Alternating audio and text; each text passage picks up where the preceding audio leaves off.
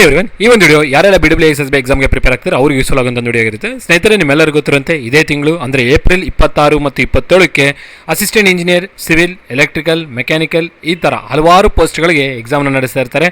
ಬರೀ assistant engineer ಅಲ್ಲದೆ assistant manager post ಹಾಗೂ ಇನ್ನಿತರ ಪೋಸ್ಟ್ಗಳಿಗೆ ಎಕ್ಸಾಮ್ನ ನಡೆಸಿರ್ತಾರೆ KEI ಬೋರ್ಡ್ ಅವರು. ಸೊ ಅದೇ ರೀತಿಯಲ್ಲಿ AEಗೂ ಮತ್ತು ಅಸಿಸ್ಟೆಂಟ್ ಮ್ಯಾನೇಜರ್ ಮತ್ತು ಇನ್ನಿತರ ಪೋಸ್ಟ್ಗಳು ಈ ಪೋಸ್ಟ್ಗಳಿಗೆ ನೆಕ್ಸ್ಟ್ ತಿಂಗಳು ಅಂದರೆ ಮೇ 9-10ಕ್ಕೂ ನಡೆಸಿರ್ತಾರೆ. ಸೊ ಇಲ್ಲಿ ಸಾಕಷ್ಟು ಜನ ಸ್ಟೂಡೆಂಟ್ಸಿನ ಒಂದು ಕನ್ಫ್ಯೂಷನ್ ಇರೋ ಕಾರಣದಿಂದ ಈ ಒಂದು ವಿಡಿಯೋದಲ್ಲಿ ಸ್ಟೂಡೆಂಟ್ಸಿನ ಒಂದು ಡೌಟ್ಸನ್ನ ಕ್ಲಿಯರ್ ಮಾಡೋದಕ್ಕೆ ಈ ಒಂದು ವಿಡಿಯೋನ ನಾನು ಮಾಡ್ತಾ ಇದ್ದೀನಿ. ಸೊ ಪ್ರೀವಿಯಸ್ಸಾಗಿ ನಾನು ಅಪ್ಲೋಡ್ ಮಾಡಿರೋಂಥ ವಿಡಿಯೋದಲ್ಲಿ ಎಕ್ಸಾಮ್ ಡೇಟ್ಸ್ ಬಗ್ಗೆ, ಯಾವಾಗ ಇದೆ, ಯಾವ ಪೇಪರ್ ಇದೆ, ಯಾರಿಗಿದೆ ಅನ್ನೋದ್ರ ಬಗ್ಗೆ ನಾನು ನಿಮಗೆ ಕ್ಲಾರಿಟಿನ ಕೊಟ್ಟಿದ್ದೆ. ಈ ವಿಡಿಯೋದಲ್ಲಿ ಸ್ಟೂಡೆಂಟ್ಸು ಆ ವಿಡಿಯೋ ಅಪ್ಲೋಡ್ ಮಾಡಿದ ನಂತರ ಕೆಲವೊಂದು ಕಮೆಂಟ್ಸ್ನ ಹಾಕಿರೋ ಕಾರಣದಿಂದ ಆ ಕಮೆಂಟ್ಸ್ನ ಕ್ಲಿಯರ್ ಮಾಡೋದಕ್ಕೆ ಈ ವಿಡಿಯೋನ ಮಾಡ್ತಾ ಇದ್ದೀನಿ. ಅಂದರೆ ಕೆಲವೊಂದು ಡೌಟ್ಸ್ನ ಕ್ಲಿಯರ್ ಮಾಡೋದಕ್ಕೆ. ಸೊ ಏನಿದೆ ಈ ಕಾಮನ್ ಆಗಿ ಇರುವಂಥ ಡೌಟ್ಸ್ ಅಂದರೆ, ಸೊ ಸ್ಟೂಡೆಂಟ್ಸ್ಗೆ ಹಾಲ್ ಟಿಕೆಟ್ಸ್ನ ಡೌನ್ಲೋಡ್ ಮಾಡ್ಕೊಂಡಿದ್ದಾರೆ. ಆ ಡೌನ್ಲೋಡ್ ಮಾಡ್ಕೊಂಡಿರೋಂಥ ಹಾಲ್ ಟಿಕೆಟಲ್ಲಿ KEC ಅಂದರೆ ಕನ್ನಡ, ಇಂಗ್ಲೀಷ್ ಮತ್ತು ಕಂಪ್ಯೂಟರ್ಸ್ ಆ ಒಂದು ಸಬ್ಜೆಕ್ಟಿನ ಅಥವಾ ಆ ಪೇಪರಿನ ಒಂದು ಡೇಟು, ಆ ಒಂದು ಪೇಪರಿಂದು ಮೆನ್ಷನ್ ಆಗಿದೆ ಹಾಗೂ ಪೇಪರ್ 2ದು ಮೆನ್ಷನ್ ಆಗಿರುತ್ತೆ. ಸೊ ಇಲ್ಲಿ ಸ್ಟೂಡೆಂಟ್ಸ್ಗೆ ಕನ್ಫ್ಯೂಷನ್ ಬಂದಿರೋದೇನೆಂದರೆ, ಸರ್ ಏನು ನಾನು ಅಪ್ಲೈ ಮಾಡೋದು ಬರೀ ಅಸಿಸ್ಟೆಂಟ್ ಇಂಜಿನಿಯರ್ಗೆ, ಇದೇನಕ್ಕೆ KEC ಬಂದಿದೆ ಅಂತ ಕ್ವಶನ್ನ ಕೇಳಿದ್ದಾರೆ. ಇನ್ನೂ ಕೆಲವು ಸ್ಟೂಡೆಂಟ್ಸು 2 ಪೇಪರ್ ಬಂದಿದೆ, ಏನು ಮಾಡಬೇಕು ಸರ್ ಅಂತ ಕೇಳಿದ್ದಾರೆ. ಸೊ ಇದಕ್ಕೆ ಉತ್ತರ ಏನಂದರೆ, ನೋಡಿ ಆಸ್ಪಿರೆಂಟ್ಸ್, ನೀವೇನಾದರೂ ಅಸಿಸ್ಟೆಂಟ್ ಮ್ಯಾನೇಜರ್ ಪೋಸ್ಟಿಗೂ ಅಪ್ಲೈ ಮಾಡಿದ್ದೀರಾ, AE ಪೋಸ್ಟಿಗೂ ಅಪ್ಲೈ ಮಾಡಿದ್ದೀರಾ, ಎಲೆಕ್ಟ್ರಿಕಲ್ ಇರ್ಬೋದು, ಎಲೆಕ್ಟ್ರಿಕಲ್ಗೆ ಅಪ್ಲೈ ಮಾಡಿದ್ದಾರೆ ಅಂದಾಗ, ಆ ಥರ ಕೇಸಲ್ಲಿದ್ದಾಗ ಎರಡೂ ಬೇರೆ ಬೇರೆ ಪೋಸ್ಟ್ಗಳಿಗೆ ಅಪ್ಲೈ ಮಾಡಿದ್ದಾರೆ ಅಂದಾಗ assistant manager paper 2 communication paper ಇರೋ ಕಾರಣದ ಕಮ್ಯುನಿಕೇಷನ್ ಪೇಪರ್ದು ಮೆನ್ಷನ್ ಆಗಿರುತ್ತೆ. ಅಸಿಸ್ಟೆಂಟ್ ಇಂಜಿನಿಯರ್ ಅಪ್ಲೈ ಮಾಡಿರೋ ಕಾರಣದ electrical department specific paper 2 mention ಆಗಿರುತ್ತೆ. ಸೊ ಇದು ನಿಮ್ಮ ಕನ್ಫ್ಯೂಷನ್ ಕ್ಲಿಯರ್ ಆಗಿರಬೇಕು. ಸೊ ನೀವೇನಾದರೂ ಒಂದಕ್ಕಿಂತ ಹೆಚ್ಚು ಪೋಸ್ಟ್ಗಳು ಅಪ್ಲೈ ಮಾಡಿದರೆ ಆಗ ಆ ಬೇರೆ ಒಂದು ಪೋಸ್ಟ್ಗೆ ಅಸಿಸ್ಟೆಂಟ್ ಇಂಜಿನಿಯರ್ ಬಿಟ್ಟು ಬೇರೆ ಪೋಸ್ಟ್ ಏನಿರುತ್ತೆ ಅದರ ಒಂದು ಪೇಪರ್ 2 ಕಮ್ಯುನಿಕೇಷನ್ ಪೇಪರ್ ಆಗಿರೋ ಕಾರಣದ KEC ಪೇಪರ್ ಆಗಿರೋ ಕಾರಣದ ಮೆನ್ಷನ್ ಆಗಿರುತ್ತೆ. ನೀವು ಇನ್ ಕೇಸ್ ಅಪ್ಲೈ ಮಾಡಿಲ್ಲ ಆದರೂ ಬಂದಿದೆ ಅಂದರೆ, ಸೊ ಈಗ ಮತ್ತೆ ಲಿಂಕ್ ಏನು ಬಿಟ್ಟಿದ್ದಾರೆ ಆ ಲಿಂಕ್ ಮುಖಾಂತರ ಮತ್ತೆ ಲಾಗಿನ್ ಆಗಿ ಚೆಕ್ ಮಾಡಿ, ಈಗ ಅಪ್ಡೇಟ್ ಆಗಿರುತ್ತೆ. ಅಂದರೆ ನೀವು AEಗೆ ಮಾತ್ರ ಅಪ್ಲೈ ಮಾಡಿದ್ದೀನಿ ಸರ್, ನನಗೆ KEC ಬಂದಿತ್ತು ಮುಂಚೆ ಅಂತಂದರೆ ಅಂಥ ಆಸ್ಪಿರೆಂಟ್ಸ್ ಏನು ಮಾಡ್ತಾರೆ, ಮತ್ತೆ ಲಾಗಿನ್ ಆಗಿ ಹಾಲ್ ಟಿಕೆಟ್ನ ಡೌನ್ಲೋಡ್ ಮಾಡಿ ಅಲ್ಲಿ ನಿಮಗೆ ಕೇವಲ ಸ್ಪೆಸಿಫಿಕ್ ಪೇಪರ್ ಮಾತ್ರ ಮೆನ್ಷನ್ ಆಗಿರುತ್ತೆ. ಏನಕ್ಕಂದರೆ ಇದೀಗ ಒಂದು ಸ್ವಲ್ಪ ಅಪ್ಡೇಟ್ ಮಾಡಿದ್ದಾರೆ ವೆಬ್ಸೈಟ್ನ. ಸೊ ಒಂದು ಸಲ ಚೆಕ್ ಮಾಡಿ. ಇನ್ ಕೇಸ್ ಆದ್ರೂ ನೀವು AEಗೆ ಅಪ್ಲೈ ಮಾಡಿದ್ರೆ ಸೆಕೆಂಡ್ ಟೈಮ್ ಡೌನ್ಲೋಡ್ ಮಾಡಿ ಹಾಲ್ ಟಿಕೆಟ್ನ ಡೌನ್ಲೋಡ್ ಮಾಡ್ಕೊಂಡು ನೋಡಿದಾಗಲೂ ಕಮ್ಯುನಿಕೇಷನ್ ಪೇಪರ್ ಬಂದಿದ್ದರೆ, ನೀವು ಅಪ್ಲೈ ಮಾಡಿರೋದು ಬರೀ ಅಸಿಸ್ಟೆಂಟ್ ಇಂಜಿನಿಯರು ಬಟ್ ಪೇಪರಲ್ಲಿ ನಿಮಗೆ ಕಮ್ಯುನಿಕೇಷನ್ ಪೇಪರ್ ಮೆನ್ಷನ್ ಆಗಿದೆ, ಸ್ಪೆಸಿಫಿಕ್ ಪೇಪರ್ ಮೆನ್ಷನ್ ಆಗಿದೆ ಅಂದಾಗ ಬರೀ ಸ್ಪೆಸಿಫಿಕ್ ಪೇಪರ್ನ ಮಾತ್ರ ಅಟೆಂಡ್ ಮಾಡಬೇಕು. ಸೊ ಈಗ ನಾನು ನಿಮ್ಗೆ ಹೇಳ್ತಾ ಇರೋದು ನಿಮ್ಗೆ ಅರ್ಥ ಆಗಿರ್ಬೇಕು ಅನಿಸುತ್ತೆ. ಸೊ ಹಾಲ್ ಟಿಕೆಟ್ ಏನು ಡೌನ್ಲೋಡ್ ಮಾಡ್ಕೊಂಡಿದ್ರೆ ಹಾಲ್ ಟಿಕೆಟಲ್ಲಿ KEC paper, assistant engineer specific paper 2 ಎರಡೂ ಮೆನ್ಷನ್ ಆಗಿದ್ದರೆ, ನೀವು ಬರೀ AEಗೆ ಅಪ್ಲೈ ಮಾಡಿದ್ದೀನಿ ಅನ್ನೋದೇ ಇತ್ತು ಅಂದರೆ ಆಗ ನೀವೇನು ಮಾಡ್ತೀರಾ, 2ನೇ ಸಲ ಮತ್ತೆ ಲಾಗಿನ್ ಆಗಿ ಹಾಲ್ ಟಿಕೆಟ್ನ ಡೌನ್ಲೋಡ್ ಮಾಡಿ ನೋಡ್ಕೊಳ್ಳಿ. ಅದರಲ್ಲಿ ಈಗ ಒಂದೇ ಪೇಪರ್ ಮೆನ್ಷನ್ ಆಗಿರುತ್ತೆ ನೀವು AEಗೆ ಮಾತ್ರ ಅಪ್ಲೈ ಮಾಡಿದರೆ.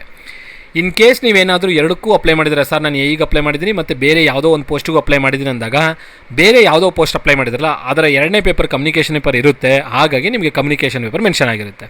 ಏನಕ್ಕಂದರೆ ನೀವು ಅಪ್ಲೈ ಮಾಡಿದ್ರೆ ಆ ಪೋಸ್ಟ್ಗೂ. ಬರೀ ಅಸಿಸ್ಟೆಂಟ್ ಇಂಜಿನಿಯರ್ಗೆ ಅಪ್ಲೈ ಮಾಡಿದ್ರೆ ಅಂತ ಕಮ್ಯುನಿಕೇಷನ್ ಪೇಪರ್ ಬರಲ್ಲ. ಬಂದಿತ್ತು ಅಂದರೆ AEಗೆ ಅಪ್ಲೈ ಮಾಡಿದ್ದೀನಿ ಆದರೂ ಕಮ್ಯುನಿಕೇಷನ್ ಪೇಪರ್ ಬಂದಿತ್ತು ಅಂದರೆ ಕಮ್ಯುನಿಕೇಷನ್ ಪೇಪರ್ ಸ್ಕಿಪ್ ಮಾಡಿ ಬರೀ ಪೇಪರ್ 2 ಮಾತ್ರ ಕೊಡಿ. ಸೊ ಇದು ನಿಮಗೆ ಕನ್ಫ್ಯೂಷನ್ ಇತ್ತು ಅನಿಸುತ್ತೆ. ಈಗ ಕ್ಲಿಯರ್ ಆಗಿರಬೇಕು. ಇನ್ನೂ ಕ್ಲಿಯರ್ ಆಗಿಲ್ಲ ಅಂದರೆ ಕಮೆಂಟ್ ಬಾಕ್ಸಲ್ಲಿ ಮೆನ್ಷನ್ ಮಾಡಿ, ಕಮೆಂಟ್ಗೆ ನಾನು ನಿಮಗೆ ರಿಪ್ಲೈ ಕೊಟ್ಬಿಟ್ಟು ಕ್ಲಿಯರ್ ಮಾಡ್ತೇನೆ. ಸೊ ನೆಕ್ಸ್ಟ್ ಡೌಟ್ ಏನಂದರೆ, ಎಕ್ಸಾಮ್ ಡೇಟ್ಸ್ ಬಗ್ಗೆ ಡೌಟ್ ಇದೆ. ಸೊ HK ಯಾವಾಗ, NHK ಯಾವಾಗ ಸರ್ ಅನ್ನೋ ಒಂದು ಡೌಟ್ ಇದೆ. ಆ ಒಂದು ಡೌಟ್ನ ಕ್ಲಿಯರ್ ಮಾಡ್ತೀನಿ. ಸೊ ಈ ಡಾಕ್ಯುಮೆಂಟ್ನ ಒಂದು ಸಲ ನೋಡ್ಕೊಳ್ಳಿ. ಸೊ ಇಲ್ಲೇನು ಈ ಡಾಕ್ಯುಮೆಂಟ್ ನಾವು ತೋರಿಸ್ತಾ ಇದ್ದೀನಿ, ಇದು NHK ಡಾಕ್ಯುಮೆಂಟ್ ಆಗಿರುತ್ತೆ. ಇದೇನಿದು NHK ಡಾಕ್ಯುಮೆಂಟ್, ನಾನ್ ಹೈದರಾಬಾದ್ ಕರ್ನಾಟಕದ್ದು. ಸಿಮಿಲರ್ ಆಗಿ ಇಲ್ಲಿ ಏನು ಡಾಕ್ಯುಮೆಂಟ್ ಇದೆ ಇದು HK ಡಾಕ್ಯುಮೆಂಟ್ ಆಗಿರುತ್ತೆ. ಸೊ ಇಲ್ಲಿ ನೋಡಿ, ಈ ಡಾಕ್ಯುಮೆಂಟಲ್ಲಿ ನಿಮಗೇನು ಎಕ್ಸಾಮ್ ಡೇಟ್ ಬಗ್ಗೆ ಮೆನ್ಷನ್ ಕೊಡ್ತಾ ಇದ್ದಾರೆ ನೋಡಿ, 27ನೇ ತಾರೀಕು ಮತ್ತು 9/5 ಮತ್ತು 9/5/26. ಸೊ ಇದು ಆ್ಯಕ್ಚುಲಾಗಿ HK ಆಸ್ಪಿರೆಂಟ್ಸು ಬರಿಬೇಕಾಗಿರುವಂಥ ಪೇಪರ್ಗಳ ಒಂದು ಟೈಮ್ ಟೇಬಲ್ ಆಗಿರುತ್ತೆ.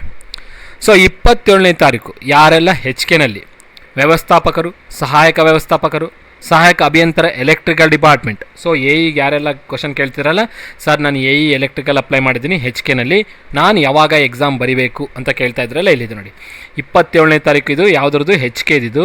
ಸೊ ನಾನು AEಗೆ ಅಪ್ಲೈ ಮಾಡಿದ್ದೀನಿ ಅಂತಂದಾಗ ನೀವು ನಿರ್ದಿಷ್ಟ ಪತ್ರಿಕೆ ಅಂದರೆ ಪೇಪರ್ 2ನ 27ನೇ ತಾರೀಕು ಮಧ್ಯಾಹ್ನ ಅಟೆಂಡ್ ಮಾಡ್ತೀರಾ. ಇದು 300 ಮಾರ್ಕಿನ ಪೇಪರ್ ಆಗಿರುತ್ತೆ. 100 ಕ್ವಶನ್ಸ್, 300 ಮಾರ್ಕ್ಸ್. ಸಿಮಿಲರ್ ಆಗಿ HK ಕ್ಯಾಂಡಿಡೇಟ್ಸು ಎಲೆಕ್ಟ್ರಿಕಲ್ ಬಿಟ್ಟು ಸಿವಿಲ್, ಮೆಕ್ಯಾನಿಕಲ್ ಹಾಗೂ ಬೇರೆ ಯಾವುದಾದ್ರೂ ಬೇರೆ, ಮತ್ತು ಇಲ್ಲಿ ನೋಡಿ ಎಲೆಕ್ಟ್ರಿಕಲ್ ಇಲ್ಲಿ ಮೆನ್ಷನ್ ಆಗಿದೆ. ಸೊ ಈಗ ಇಲ್ಲಿ 27ನೇ ತಾರೀಕು ಮಧ್ಯಾಹ್ನ ಎಲೆಕ್ಟ್ರಿಕಲ್ ಆಸ್ಪಿರೆಂಟ್ಸು ಪೇಪರ್ 2 ಕೊಟ್ಬಿಡ್ತಾರೆ. ಬಟ್ ಪೇಪರ್ 1 ಕೊಡಬೇಕು. ಅದನ್ನು ಯಾವಾಗ ಕೊಡ್ತಾರೆ ಅಂದರೆ 9ನೇ ತಾರೀಕು ಎಲೆಕ್ಟ್ರಿಕಲ್ ಆಸ್ಪಿರೆಂಟ್ಸಿದು 9ನೇ ತಾರೀಕು ಬೆಳಗ್ಗೆ 10:30 12:00ವರೆಗೂ ಎಲೆಕ್ಟ್ರಿಕಲ್ ಆಸ್ಪಿರೆಂಟ್ಸು ಬೆಳಿಗ್ಗೆ ಕೊಡ್ತೀರಾ. ಮೆಕ್ಯಾನಿಕಲ್ ಅವರು, ಸಿವಿಲ್ ಅವರು ಮತ್ತು ಬೇರೆ ಇನ್ನಿತರ ಡಿಪಾರ್ಟ್ಮೆಂಟ್ಸ್ನವರು ಸಾಮಾನ್ಯ ಪತ್ರಿಕೆ HKನಲ್ಲಿ ಅಪ್ಲೈ ಮಾಡಿದರೆ ನೀವು 9ನೇ ತಾರೀಕು ಕೊಡ್ತೀರಾ. ಸಿಮಿಲರ್ ಆಗಿ HKನಲ್ಲಿ ಅಪ್ಲೈ ಮಾಡಿರೋರು ಮೆಕ್ಯಾನಿಕಲ್, ಸಿವಿಲ್ ಅವರು ಸ್ಪೆಸಿಫಿಕ್ ಪೇಪರು ಮಧ್ಯಾಹ್ನ ಕೊಡ್ತೀರಾ. ಎಲೆಕ್ಟ್ರಿಕಲ್ ಪೇಪರ್ ಮುಂಚೆನೇ ಕೊಟ್ಟಿರ್ತೀರ 27ನೇ ತಾರೀಕು, ಹಾಗಾಗಿ ಮತ್ತೆ ಇನ್ನೊಂದು ಸಲ ಬರೆಯೋ ಅವಶ್ಯಕತೆ ಇರಲ್ಲ. ಸೊ AE ಎಲೆಕ್ಟ್ರಿಕಲ್ ಡಿಪಾರ್ಟ್ಮೆಂಟ್ನವರು 27ನೇ ತಾರೀಕು ಮತ್ತು 9ನೇ ತಾರೀಕು 9ನೇ ತಾರೀಕು GS ಅಟೆಂಡ್ ಮಾಡ್ತೀರಾ, 27ನೇ ತಾರೀಕು ಪೇಪರ್ 2 ಅಟೆಂಡ್ ಮಾಡ್ತೀರಾ. ಇದು ಯಾವಾಗಿರುತ್ತೆ ನಿಮಗೆ 10:30 ಹಿಡಿದು 12:30ವರೆಗೆ ಇರುತ್ತೆ. ಇದು ಯಾವಾಗಿರುತ್ತೆ ನಿಮಗೆ ಮಧ್ಯಾಹ್ನ 2:30 ಹಿಡಿದು 4:15ವರೆಗೆ ಇರುತ್ತೆ.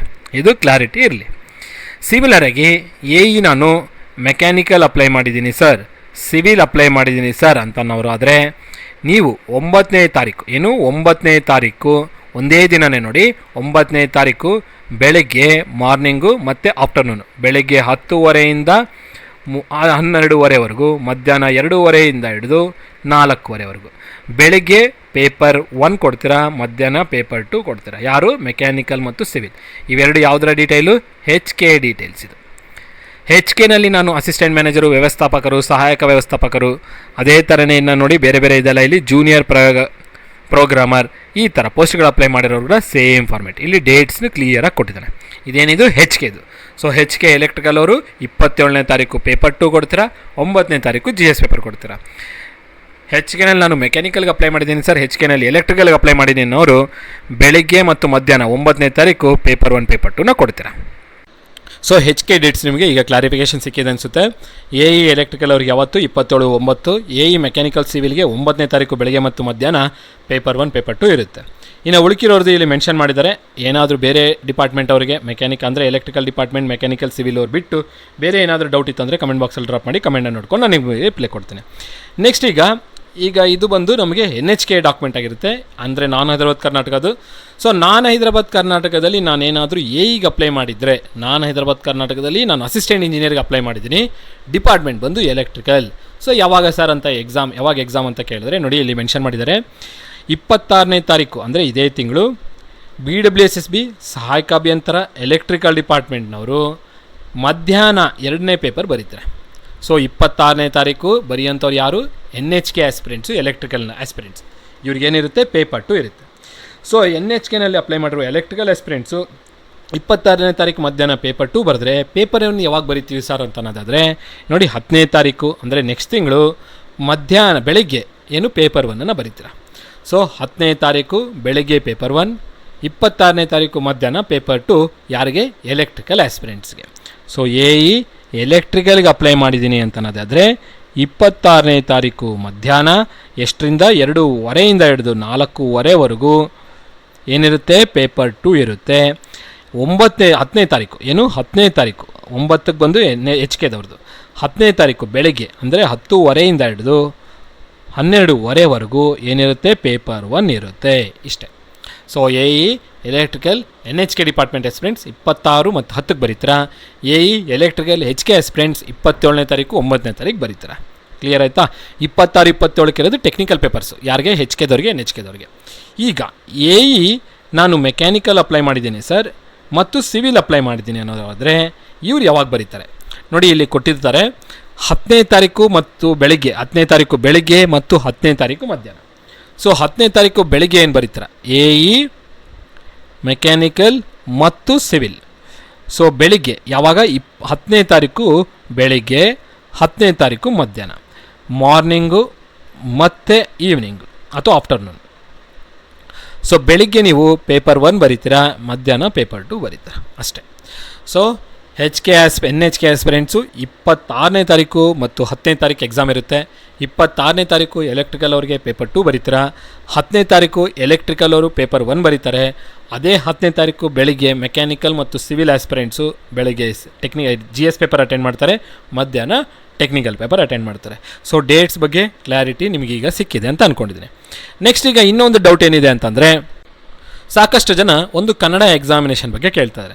ಸೊ ನೋಡಿ, ಕಡ್ಡಾಯ ಕನ್ನಡ ಎಕ್ಸಾಮು ಕಂಪಲ್ಸರಿ ಬರೀಲೇಬೇಕು. ಯಾರು ಕನ್ನಡ ಓದದೇ ಇರೋರು, ಥರ್ಡ್ ಲ್ಯಾಂಗ್ವೇಜ್ ಕನ್ನಡ ಓದಿರೋಂಥ ಆಸ್ಪಿರೆಂಟ್ಸು ಈ ಒಂದು ಏನು ಕಂಪಲ್ಸರಿ ಕನ್ನಡ ಎಕ್ಸಾಮಿನೇಷನ್ ತೊಗೊಳ್ಬೇಕು. ಬಟ್ ಈಗ ಇಲ್ಲಿ ಬಿಟ್ಟಿರುವಂಥ ಎಕ್ಸಾಮಿನೇಷನ್ ಡೇಟ್ಸ್ ಒಳಗಡೆ ಕಂಪಲ್ಸರಿ ಕನ್ನಡ ಎಕ್ಸಾಮಿನೇಷನ್ ಒಂದು ಡೇಟು ಎಲ್ಲೂ ಮೆನ್ಷನ್ ಆಗಿಲ್ಲ. ಹಾಗಿದ್ದಾಗ ಯಾವಾಗ ಅಟೆಂಡ್ ಮಾಡಬೇಕು ಸರ್ ಅಂತ ಕೇಳಿದ್ರೆ, ನೋಡಿ ಮುಂದಿನ ದಿನಗಳಲ್ಲಿ ಈ ಒಂದರ ಬಗ್ಗೆ ಒಂದು KEA ಅಫಿಷಿಯಲ್ ವೆಬ್ಸೈಟಲ್ಲಿ ಡೇಟ್ನ ಕೊಡ್ತಾರೆ. ಆಗ ನೀವು ಕನ್ನಡ ಎಕ್ಸಾಮಿನೇಷನ್ ತೊಗೊಳ್ಬೇಕಾಗುತ್ತೆ.